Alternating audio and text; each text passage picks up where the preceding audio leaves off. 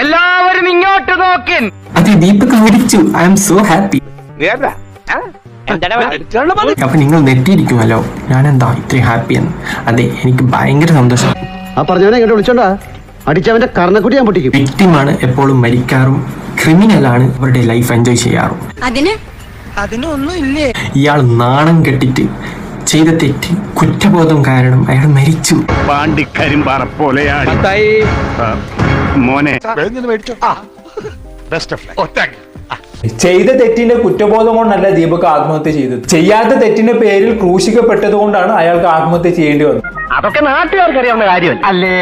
അതൊന്നും നിന്നെ പോലുള്ള ഊളകൾക്ക് പറഞ്ഞാൽ മനസ്സിലാവൂല. നിരപരാധിയായ ഒരു മനുഷ്യൻ മരിച്ചതിൽ സന്തോഷിക്കുന്ന നിന്നോടൊക്കെ ഇതൊക്കെ പറഞ്ഞിട്ട് എന്താ കാര്യം? ഇവനൊക്കെ എന്ത് ചെയ്യണമെന്നറിയാവോ? വെടിവെച്ച് കൊല്ലണം. മൊത്തം കേരളം ഭയങ്കര ദുഃഖത്തിലാണ് ഈ നാണം കെട്ട ക്രിമിനൽ മരിച്ചതിന്റെ പേരിൽ. അതേടാ, ദുഃഖത്തിലാണ്. നിന്നെ പോലുള്ള ചില ഊളകൾ ഒഴിച്ചു നിർത്തി കഴിഞ്ഞാൽ ബാക്കിയുള്ള കേരള ജനത മുഴുവനും ദുഃഖത്തിലാണ്. എന്റെ കയ്യിൽ അവനെ കിട്ടിയേ ഞാൻ അവനെ അരിഞ്ഞ് മുളകിട്ട് അങ്ങനെ തിന്നിടോ. മനസാക്ഷിയുള്ള മനുഷ്യന്മാർക്ക് ദുഃഖം വരും, അത് സ്വാഭാവികമാണ്. നിന്നെ പോലെ മനസാക്ഷിയും മനുഷ്യത്വവും ഇല്ലാത്ത ചില തെണ്ടികൾക്ക് ആ ദുഃഖം മനസ്സിലാക്കാൻ കഴിഞ്ഞോളുന്നില്ല. കഷ്ടായി പോയി. വെടിവെച്ച് കൊല്ലണപ്പ അതിനെ. അത് അയാൾ മരിച്ചാൽ അയാൾ ചെയ്ത തെറ്റ് ശരിയായെന്നാണ് ഇവരുടെയൊക്കെ വിചാരം.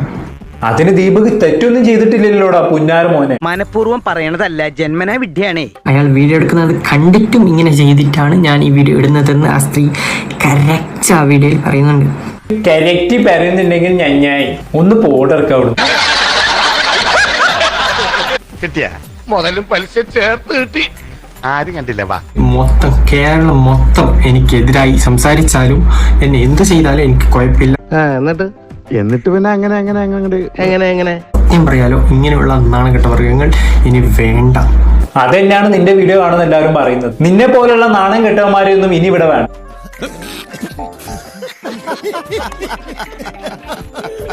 അതുകൊണ്ട് പുറത്തിറങ്ങി നടക്കുമ്പോ നീ സൂക്ഷിച്ചോ. നിന്റെ നാട്ടുകാർ തന്നെ നിനക്കിട്ട് പണിയാൻ നല്ല സാധ്യതയുണ്ട്. നല്ലോണം സൂക്ഷിച്ച് നടക്കും.